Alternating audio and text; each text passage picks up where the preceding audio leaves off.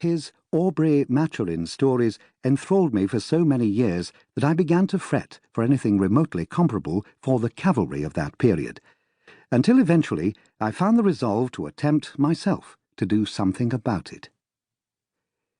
He has been most generous in giving me advice and encouragement.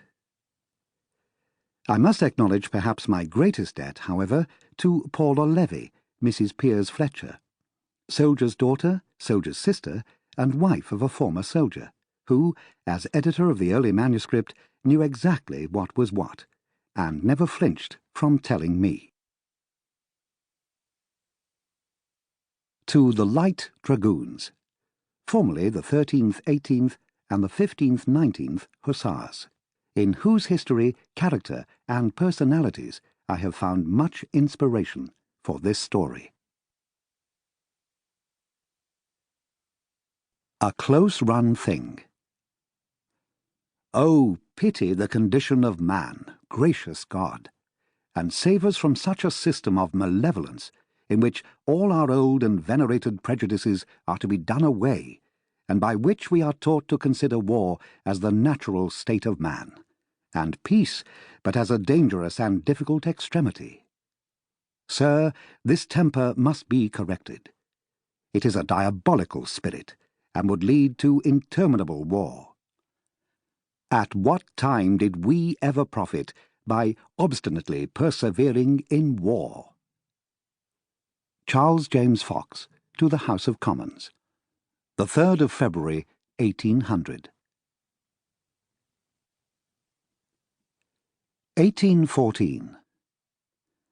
Britain had persevered in war with revolutionary France, with but one short break since 1793. The Royal Navy at Aboukir in 1798 and Trafalgar in 1805 had confined Bonaparte to Europe. British money had financed the Allies when they were ready to come forward. And a British army in the Iberian Peninsula had, from 1809, maintained a front which had drained French resources and given hope to other Europeans. By the beginning of 1814, Bonaparte could defend only France. Russian, Prussian, and Austrian armies were closing in from the east, while the British, already in the Pyrenees, stood ready to invade from the southwest. It's 1814, and Napoleon's power is waning.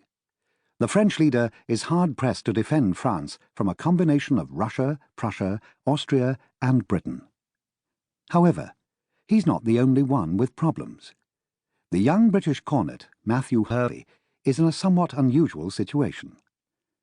As far as he knows, it's highly irregular to be arrested on a battlefield, especially after a successful defensive action. Still, this is hardly the first time that politics has intervened in war, and as Hervey's career progresses, he's increasingly forced to balance the two, with sometimes more success than others. And now, a close-run thing.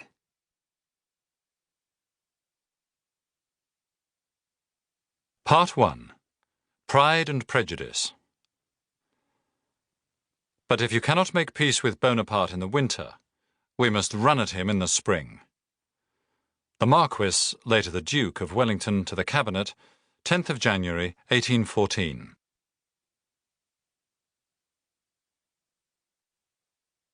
Chapter 1. In the Heat of Battle. The Convent of St. Mary of Magdala, Toulouse, 12th of April, 1814.